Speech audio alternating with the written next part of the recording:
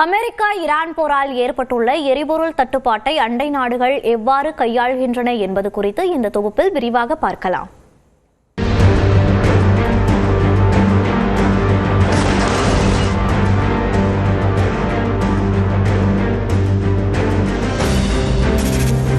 ஈரானின் அணு ஆயுத பரிசோதனையால் அச்சுறுத்தல் நிலவுவதாக கூறி கடந்த பிப்ரவரி 28 அந்நாட்டின் மீது அமெரிக்கா மற்றும் இஸ்ரேல் தாக்குதலை தொடங்கியது.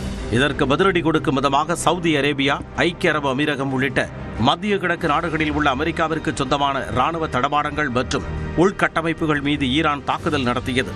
இந்த போரால் மத்திய கிழக்கு நாடுகள் மற்றும் மேற்காசியாவில் பெரும் பதற்றம் நிலவி வருகிறது.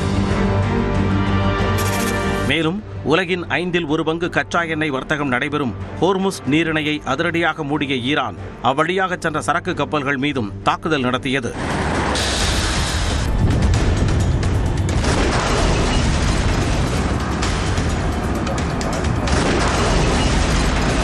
இதனால் சர்வதேச அளவில் கச்சா எண்ணெய் மற்றும் எரிவாயு பொருட்களுக்கு கடும் தட்டுப்பாடு நிலவி வருகிறது. இதன் தாக்கம் இந்தியா மட்டுமல்லாது பாகிஸ்தான், வங்கதேசம், நேபாளம் உள்ளிட்ட அண்டை நாடுகளிலும் எதிரொலித்து வருகிறது.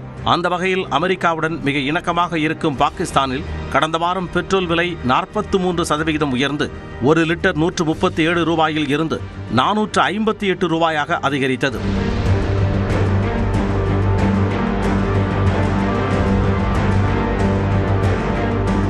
அமெரிக்காவுக்கும் ஈரானுக்கும் இடையே மத்தியஸ்தராக செயல்படும் பாகிஸ்தான் 80% கச்சா எண்ணெயை ஐக்கிய அரபு அமீரகம் மற்றும் ஓமன் நாடுகளிடம் இருந்து இறக்குமதி செய்து வரும் நிலையில் இந்த விலை உயர்வால் பாகிஸ்தானின் பல்வேறு நகரங்களில் மக்கள் போராட்டத்தில் ஈடுபட்டனர். இதைத் தொடர்ந்து உயர்த்தப்பட்ட பெட்ரோல் விலையில் இருந்து 80 ரூபாயை குறைப்பதாக பாகிஸ்தான் பிரதமர் ஷெபாஸ் ஷெரீப் அறிவித்தார். இதையடுத்து பாகிஸ்தானில் 1 லிட்டர் பெட்ரோல் விலை 378 ரூபாயானது. இது மட்டுமல்லாது பாகிஸ்தானில் அரசு அலுவலகங்கள் வாரத்தில் 4 நாட்கள் மட்டுமே செயல்படும் என்றும் பள்ளி கல்லூரிகளுக்கு ஆன்லைனில் வகுப்பு நடத்தப்படும் என அறிவிக்கப்பட்டது. மேற்காசிய நாடுகளில் இருந்து 95% கச்சா எண்ணெயை இறக்குமதி செய்யும் வங்கதேசத்திலும் அந்நாட்டு அரசு பல்வேறு கட்டுப்பாடுகளை விதித்துள்ளது. அதன்படி அரசு மற்றும் தனியார் அலுவலகங்கள் காலை 9 மணி முதல் மாலை 4 மணி வரை மட்டுமே செயல்படும் என்றும் கடைகளை மாலை 6 மணிக்கு மூடிவிட வேண்டும் என்றும் உத்தரவிடப்பட்டுள்ளது. மேலும் திருமண நிகழ்வுகளில் வண்ண விளக்குகளை பயன்படுத்தவும் அந்நாட்டு அரசு தடை விதித்துள்ளது. இதேபோல இலங்கையில் அந்நாட்டு அரசு பல்வேறு கட்டுப்பாடுகளை அறிமுகப்படுத்தியுள்ளது. கடந்த 2022 ஆண்டு கடும் பொருளாதார நெருக்கடியில் சிக்கி ஆட்சி மாற்றத்தை சந்தித்த இலங்கையில் நியான் விளக்குகளுக்கு தடை விதிக்கப்பட்டுள்ளது. மேலும் மின் கட்டணத்தை 40% உயர்த்தியும் அந்நாட்டு அதிபர் அனுரகுமார திசநாயக்க உத்தரவிட்டுள்ளார்.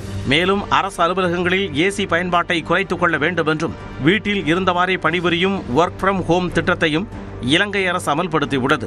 இதனிடையே இலங்கைக்கு இந்தியா 38,000 டன் எரிபொருளை வழங்கி உதவிக்கரம் நீட்டியுள்ளது. நேபாளத்திலும் பெட்ரோல், டீசல் உள்ளிட்ட எரிவாயு பொருட்களுக்கு கடும் தட்டுப்பாடு நிலவி வருவதால் மின்சார வாகனங்களின் பயன்பாட்டை ஊக்குவிக்க அந்நாடு அரசு முடிவு செய்துள்ளது. அதன்படி எரிபொருட்களில் இயங்கும் அரசு வாகனங்களை மின்சார வாகனங்களாக மாற்ற அந்நாட்டு அரசு முன் வந்துள்ளது. மேலும் வாரத்தில் 2 நாட்கள் அரசு மற்றும் கல்வி நிலையங்கள் செயல்படாது என்றும் அறிவிக்கப்பட்டுள்ளது. இச்சூழ்நிலையில் ஹோர்முஸ் நீரிணையை திறக்காவிடில் ஈரானுக்கு நாளை முடிவு கட்டப்படும் என அமெரிக்க அதிபர் ட்ரம்ப் பகிரங்கமாக எச்சரிக்கை விடுத்துள்ளது சர்வதேச அரசியலில் மீண்டும் பதற்றத்தை ஏற்படுத்தியுள்ளது.